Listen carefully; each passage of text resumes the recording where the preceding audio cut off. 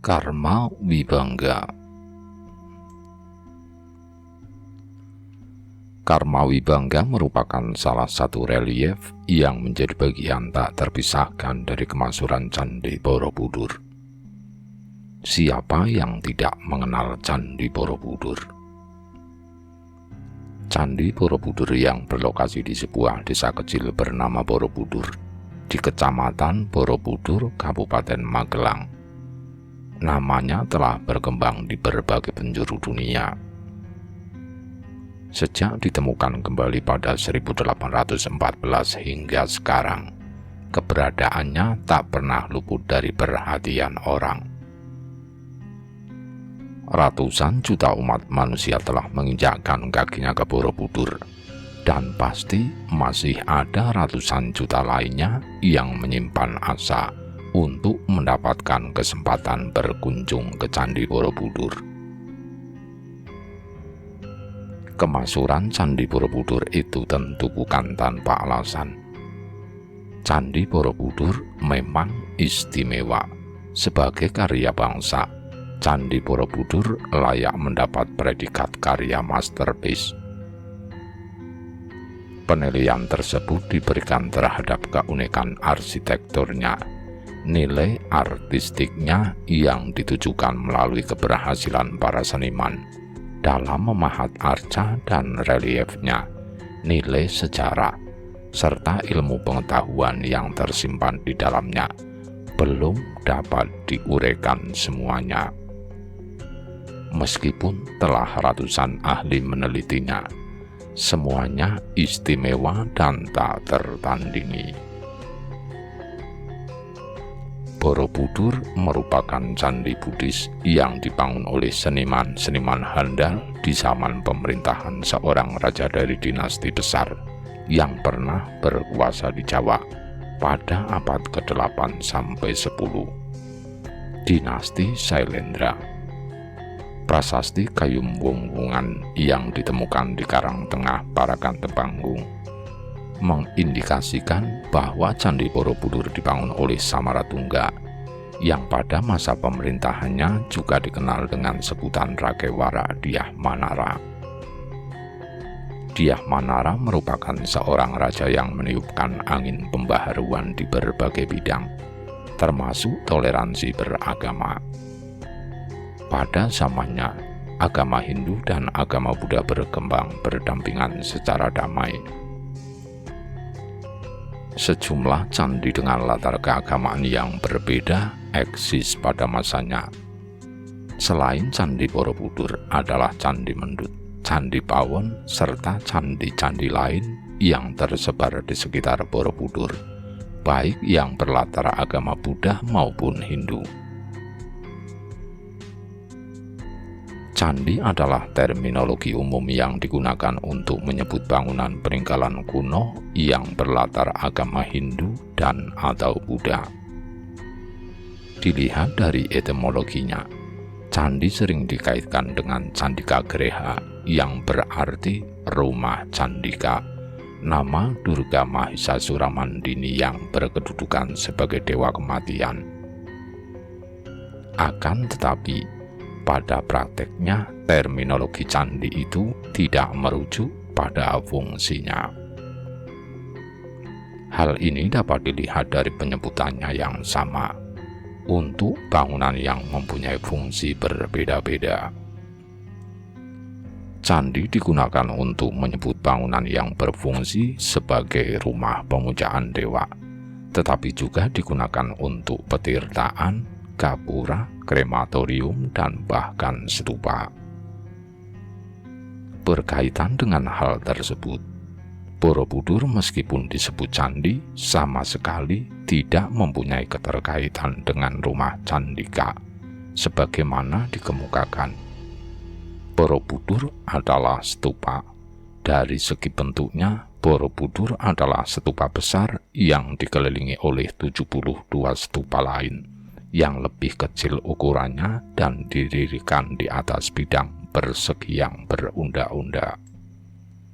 Dalam agama Buddha, stupa digunakan sebagai penanda kuburan, tempat menyimpan relik suci atau dibangun untuk memperingati peristiwa keagamaan yang penting. Candi Borobudur tidak hanya menggambarkan stupa, tetapi juga dibangun untuk menggambarkan gunung suci dalam konsep Buddhisme Mahayana yang menjadi pusat alam semesta. Di atas semua itu, Borobudur adalah mandala, yaitu diagram magis yang digunakan sebagai sarana untuk meningkatkan kualitas spiritual manusia.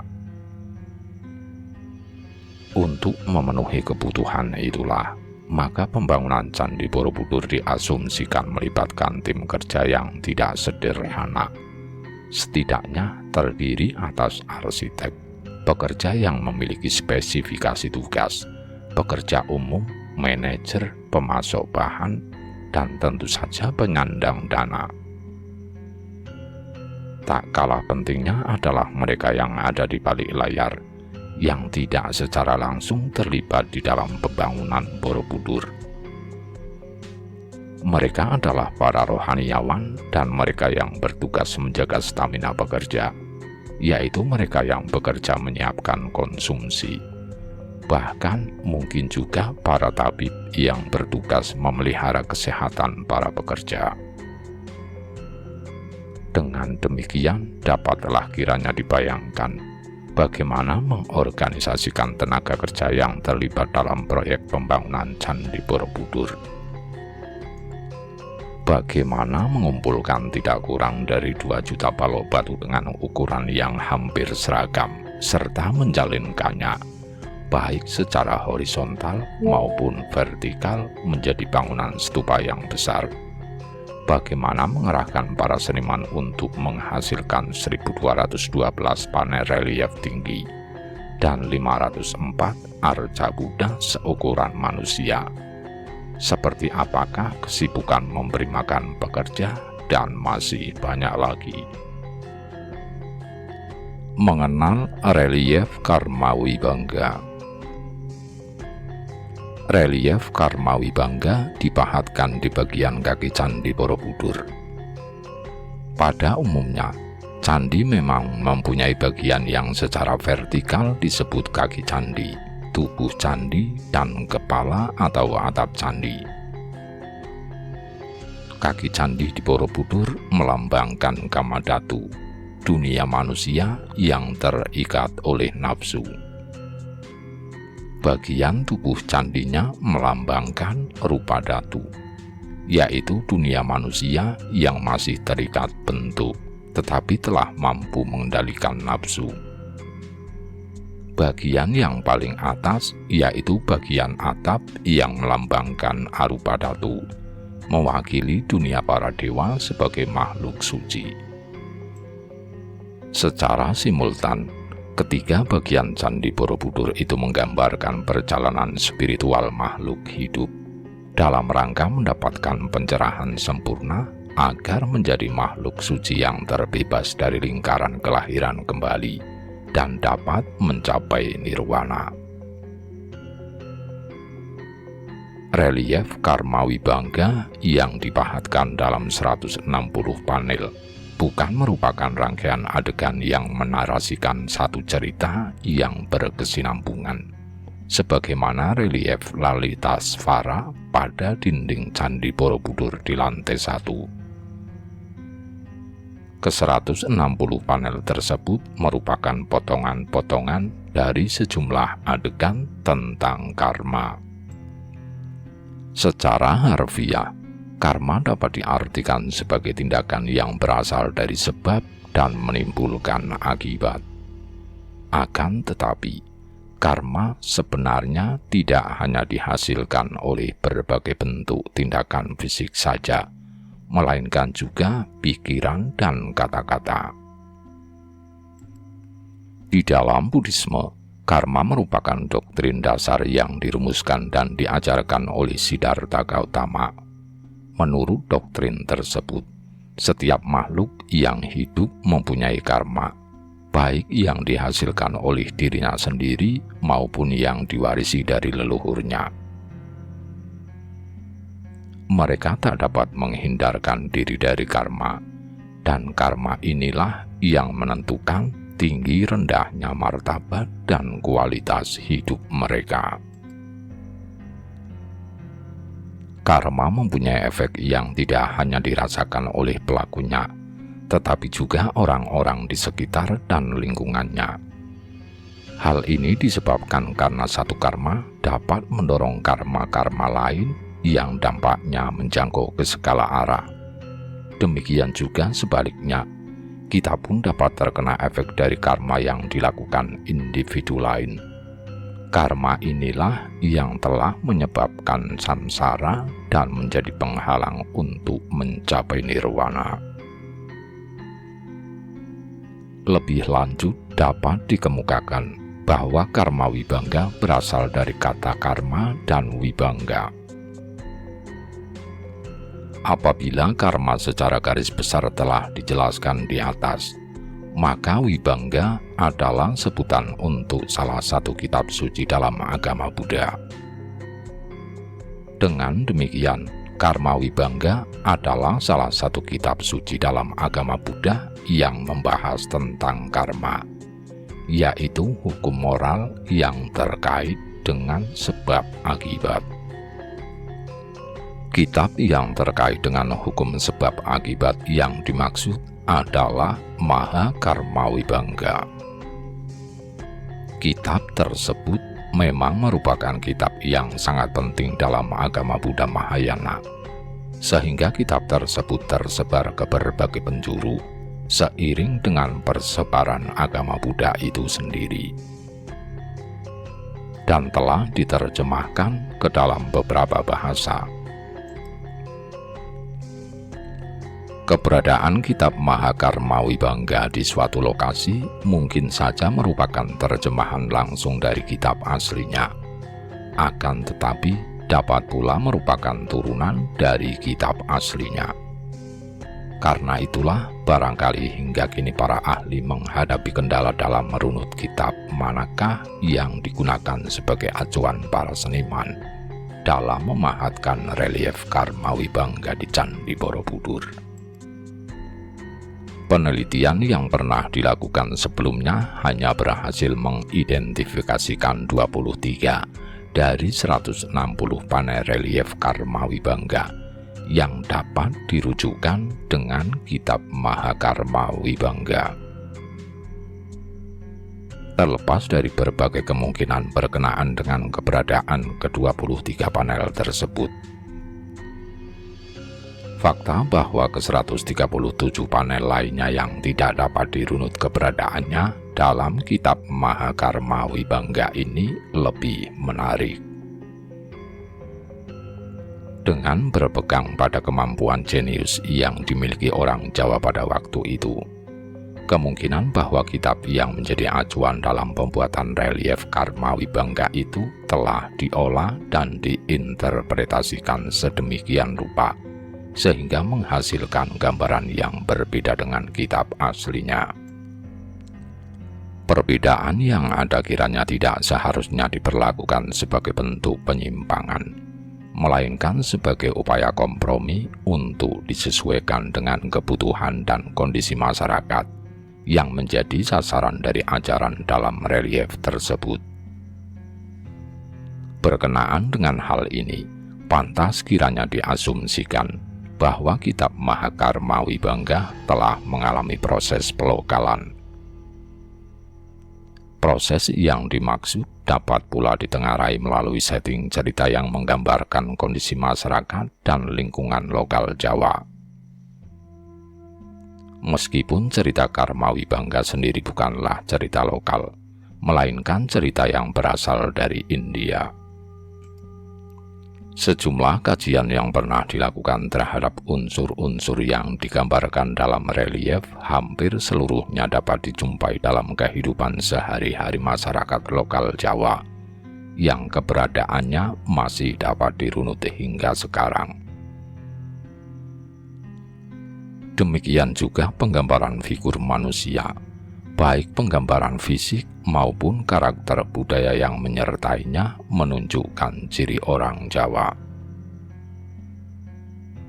Walaupun relief Karmawibangga bukan merupakan relief naratif yang berkesinambungan, akan tetapi cara pembacaannya mengikuti tradisi pembacaan cerita naratif, yaitu dibaca mengikuti arah jarum jam atau pradaksina.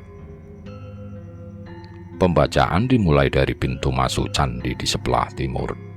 Panel pertama relief Karmawibangga diletakkan di sebelah selatan pintu, sedangkan panel yang ke-160 diletakkan di sebelah utara pintu.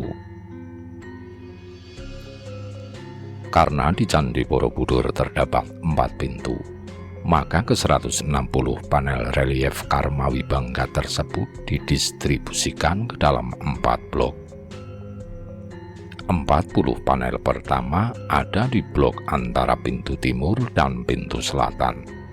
40 panel kedua ada di blok antara pintu selatan dan pintu barat. 40 panel ketiga ada di blok antara pintu barat dan pintu utara. Dan 40 panel terakhir ada di blok antara pintu utara dan pintu timur. Untuk memahami adegan dalam panel-panel relief Karmawibangga melalui sumber-sumber sekunder, diperlukan pemahaman tentang nomenklaturnya. Penyebutan relief Karmawibangga menggunakan nomenklatur O, sebagaimana telah digunakan oleh Krom sejak 1927 dan masih terus digunakan oleh para peneliti hingga sekarang. Dengan nomenklatur tersebut, maka penyebutan masing-masing panelnya dimulai dari O1 dan seterusnya hingga O sampai 160. Identifikasi adegan dalam masing-masing panel dapat dilihat dalam tulisan lain di buku ini. Perilaku manusia dalam Karmawibangga. Secara garis besar, relief Karmawibangga menggambarkan kehidupan manusia beserta lingkungan dan perilakunya, baik perilaku terhadap lingkungan maupun terhadap sesama manusia. Apa yang digambarkan dalam relief ini bukan semata-mata merupakan rekaman perilaku sebagaimana disebutkan, melainkan juga merupakan media pembelajaran untuk mencapai tingkatan hidup yang lebih baik berdasarkan ajaran Buddhisme. Lebih spesifik lagi, berdasarkan hukum sebab akibat. Dengan melihat lokasi penempatan yang dibahatkan pada kaki Candi Borobudur, maka dapat dikemukakan bahwa sasaran dari ajaran yang terkandung di dalamnya adalah makhluk hidup yang ada di dunia fana, yang hidupnya masih berorientasi pada material dan dikendalikan oleh keinginan atau nafsu. Sebelum membicarakan lebih lanjut tentang perilaku apa sajakah yang digambarkan dalam relief Karmawibangga, perlu diketahui terlebih dahulu gambaran masyarakat yang menjadi pelakunya. Setidaknya terdapat 3 kelas dalam masyarakat, yaitu golongan rohaniawan, pendeta, biksu, resi, golongan penguasa, bangsawan, kepala desa, cakrawartin, tuan tanah, dan masyarakat kebanyakan dengan beragam profesi. Sejumlah profesi yang dapat diidentifikasikan melalui panel-panel relief Karmawibangga antara lain adalah petani, pedagang, pemain musik, penari, pemain akrobat, pengamen, tabib, algojo, dukun beranak, dan pelayan. Tentu masih banyak profesi lain yang tidak digambarkan secara eksplisit, namun keberadaannya sangat diinterpretasikan secara tidak langsung. Banyaknya ragam wadah gerabah yang tersebar di banyak panel, misalnya panel O sampai 66, memberikan indikasi adanya profesi pembuat gerabah. Demikian juga profesi pembuat pakaian dan perhiasan. Kajian yang dilakukan terhadap sejumlah prasasti yang sezaman dengan Candi Borobudur menemukan tidak kurang dari 100 jenis profesinya yang dijalani masyarakat. Perilaku yang ditujukan oleh masing-masing golongan dapat menunjukkan tugas dan kewajibannya sendiri-sendiri. Golongan rohaniawan misalnya bertugas memberikan pengajaran tentang agama dan pengetahuan dari kitab, sebagaimana digambarkan antara lain pada panel O55 dan O60. Golongan ini juga berkewajiban memberikan wejangan dan menyediakan diri sebagai tempat bertukar pikiran. Golongan penguasa adalah golongan yang mempunyai sumber daya, baik sumber daya kekuasaan maupun harta benda. Dengan kekuasaan dan harta bendanya, golongan penguasa antara lain mempunyai kewajiban memberikan penghidupan kepada dua golongan lain dengan cara memberikan derma dan sedekah. Derma dan sedekah diberikan kepada golongan rohaniawan.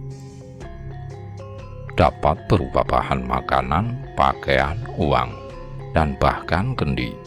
Selain dalam bentuk derma atau sedekah, para rohaniawan juga menerima persembahan dari masyarakat, baik dari golongan penguasa maupun warga kebanyakan, seperti dalam bentuk bunga, sebagaimana ditunjukkan antara lain melalui panel O7 dan O31. Derma dan sedekah dapat diberikan secara langsung atau dengan memerintahkan bawahan para penguasa untuk memberikan derma dan sedekah yang dimaksud, sebagaimana dicontohkan melalui panel O11. Sementara golongan masyarakat kebanyakan, karena yang dipunyai adalah tenaga untuk menghasilkan barang dan jasa, maka golongan ini mempunyai peran sebagai penyedia kebutuhan barang dan jasa, baik kepada golongan rohaniawan maupun golongan penguasa. Panel O50 misalnya menggambarkan warga masyarakat kebanyakan yang memanen nangka dan memberikan nangka tersebut sebagai persembahan kepada bangsawan. Lebih lanjut, dapat dijelaskan bahwa tradisi menanam buah-buahan di pekarangan rumah dapat ditengarai melalui sejumlah panel dalam relief Karma Wibangga. Sebut saja panel O123. Selain nangka, jenis tanaman lain yang ditanam di dekat rumah adalah pisang, jambu, manggis, mangga, dan kelapa. Sumber daya lingkungan yang dimanfaatkan manusia selain tanaman adalah hewan. Hewan ada yang dimanfaatkan sebagai binatang piaraan, misalnya anjing yang juga dimanfaatkan sebagai binatang penjaga dan teman berburu. Gajah dan kuda merupakan dua jenis binatang yang dimanfaatkan sebagai sarana transportasi. Walaupun demikian, gajah dan kuda tampaknya hanya dimanfaatkan oleh golongan bangsawan saja, sebagaimana terlihat dalam panel O132 dan O159. Kedua panel tersebut menunjukkan bahwa gajah dan kuda berasosiasi dengan individu atau kelompok figur yang mempunyai atribut bangsawan, dapat diidentifikasikan melalui pakaian dan perhiasan yang dikenakan. Status kebangsawanan tokoh juga dapat ditengarai melalui posisi duduknya yang lebih tinggi dari tokoh-tokoh lain di sekitarnya. Panel O56 misalnya menggambarkan perilaku rakyat duduk di bawah yang bersikap menyembah kepada bangsawan yang duduk di tempat yang lebih tinggi. Sementara panel O57 menunjukkan bagaimana para abdi atau rakyat harus bersikap kepada para bangsawan, baik ketika berada di rumah maupun pada saat mengiringinya ketika melakukan perjalanan. Keberadaan payung juga menjadi penanda status seseorang yang lebih tinggi dari individu yang lain.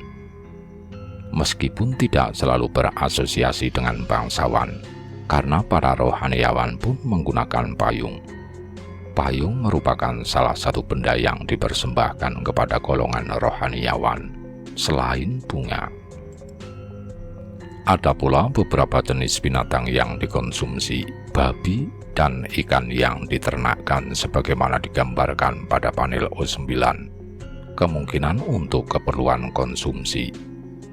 Panel O9 menggambarkan ayam yang diternakkan, sementara ikan dapat diambil langsung dari sungai tanpa harus diternakkan terlebih dahulu dalam O1, untuk kemudian dijual di pasar dan dikonsumsi.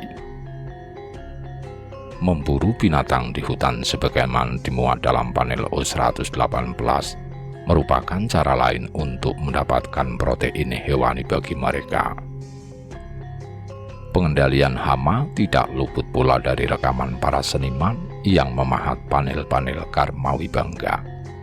Tikus 065 dan babi 074 merupakan contoh hama yang dimaksud. Keduanya merupakan jenis hama yang menyerang lahan pertanian. Pemberantasan hama tikus dilakukan secara bersama-sama oleh warga masyarakat dengan cara mengasapi lubang persembunyiannya. Cara ini dikenal dengan sebutan kropyokan, sementara hama babi diberantas dengan cara ditombak. Menarik untuk disimak adalah panel O30.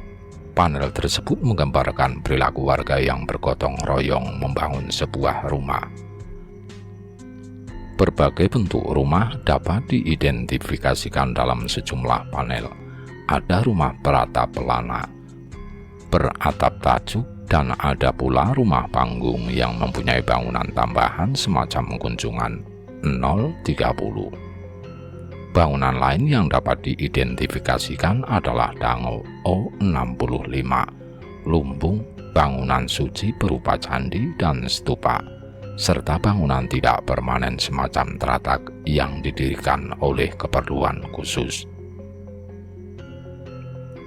Membersihkan bangunan suci O24 dikategorikan pula sebagai pekerjaan yang dilakukan secara bergotong royong oleh anggota masyarakat, karena hal tersebut merupakan salah satu kewajiban yang harus dipenuhi.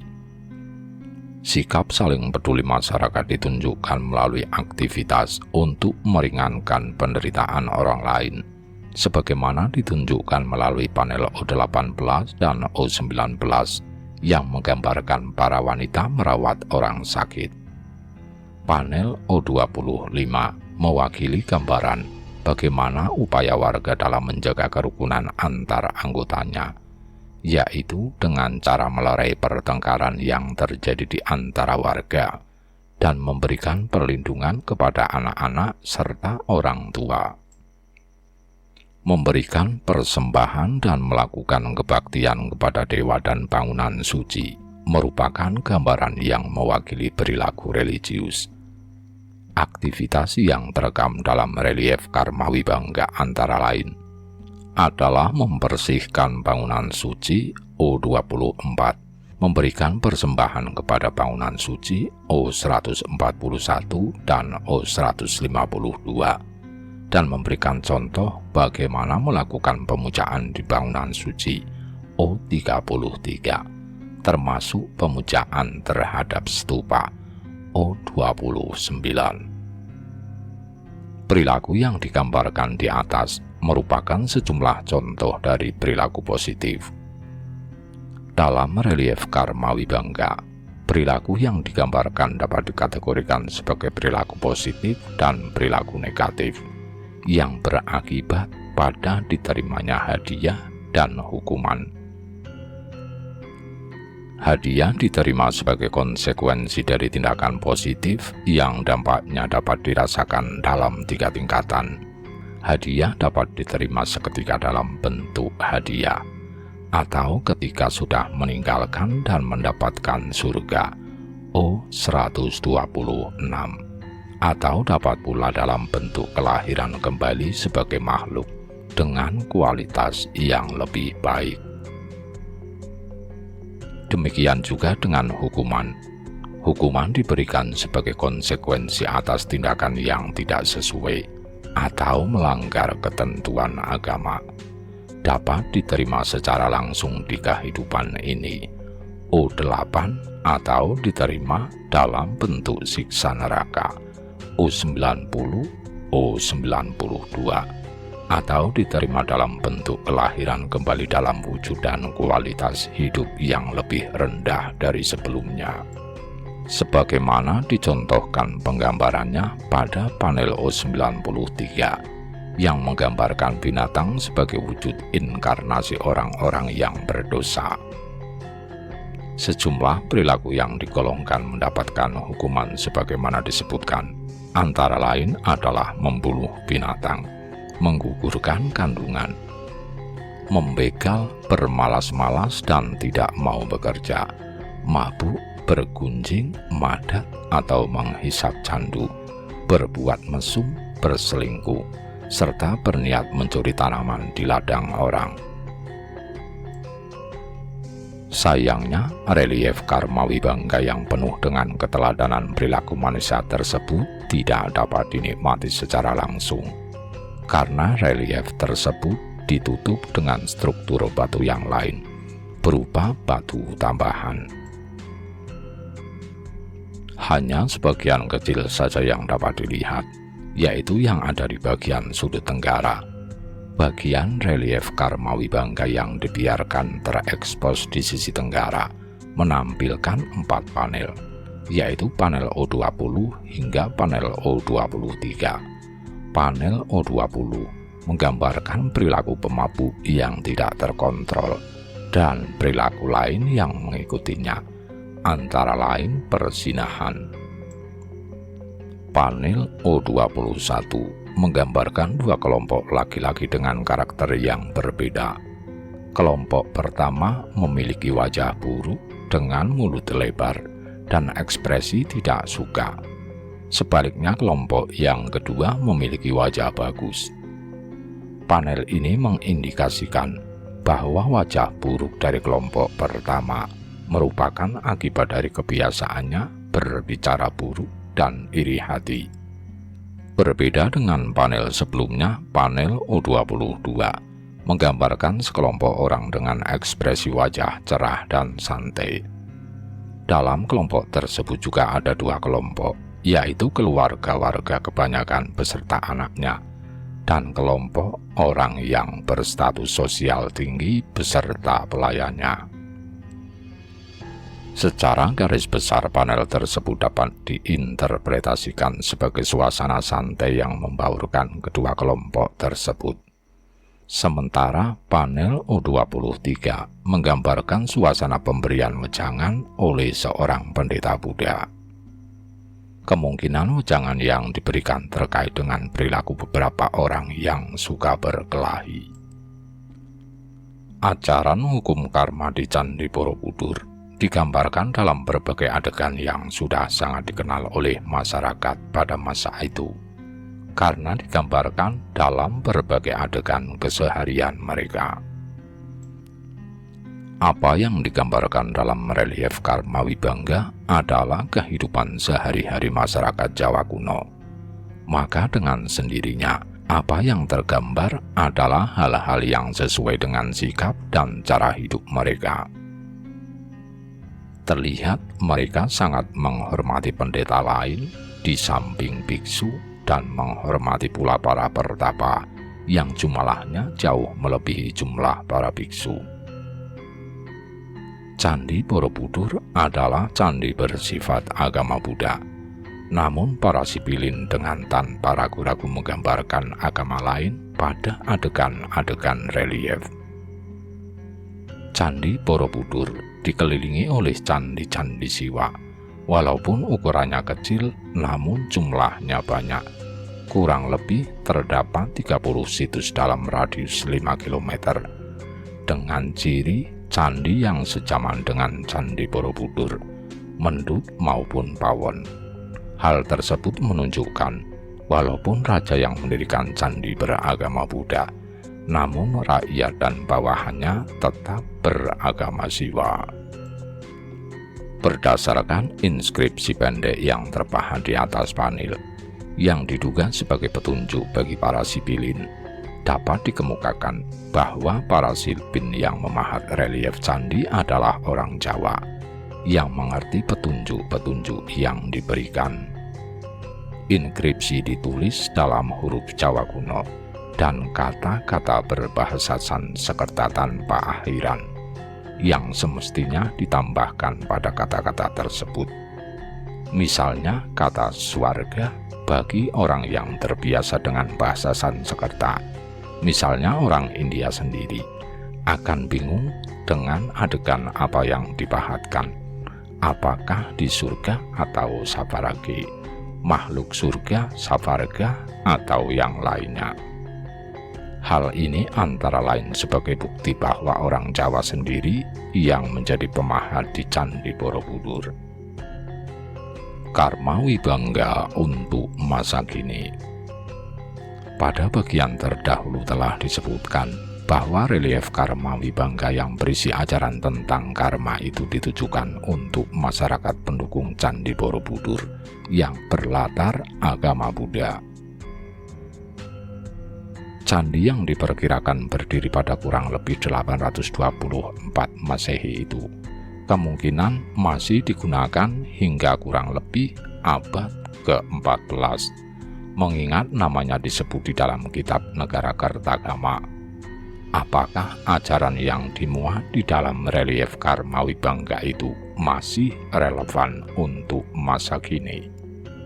Untuk menjawab permasalahan tersebut, maka pertama-tama relief Karma Wibangga sebagai bagian dari Candi Borobudur harus didudukkan sebagai warisan budaya milik masyarakat luas yang memiliki beragam kepentingan.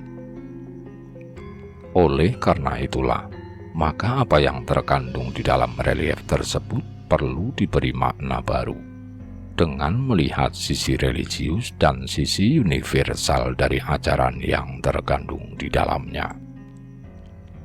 Sebagaimana telah disebutkan bahwa karma terkait erat dengan hukum sebab akibat, cara kerja hukum tersebut ditentukan berdasarkan dimensi waktu, masa lalu, sekarang, dan masa depan. Lebih lanjut dapat dijelaskan bahwa sejumlah tindakan mempunyai efek yang dapat dirasakan secara langsung dalam kehidupan yang sama. Sementara tindakan yang lain efeknya baru dapat dirasakan dalam jangka waktu yang lama sesudah kejadian, dan bahkan beberapa tindakan menghasilkan efek yang bertahan secara berkesinambungan dalam jangka waktu yang sangat lama. Prinsip tersebut dapat diterapkan untuk menjelaskan relevansi Karma Wibangga bagi kehidupan masa kini dengan menggunakan contoh kasus penggambaran panel O1 dan panel O2. Panel O1 menggambarkan orang menangkap ikan untuk dijual di pasar, sedangkan panel O2 menggambarkan dampak dari tindakan yang dilakukan pada panel O1, yaitu hukuman mati bagi mereka yang menangkap ikan. Kedua panel tersebut dapat diberi makna baru sebagai perilaku manusia yang melakukan eksploitasi sumber daya ikan serta dampaknya, baik yang singkat maupun yang berkepanjangan. Tindakan eksploitasi tersebut dapat memberikan dampak yang dirasakan tidak hanya oleh generasi pada saat itu, melainkan oleh generasi berikutnya. Terlebih apabila eksploitasi tersebut tidak disertai dengan proses permajaannya, maka tindakan tersebut dapat mengakibatkan hilang atau punahnya spesies ikan tertentu, yang pada tataran selanjutnya dapat pula berdampak pada terganggunya keseimbangan ekosistem.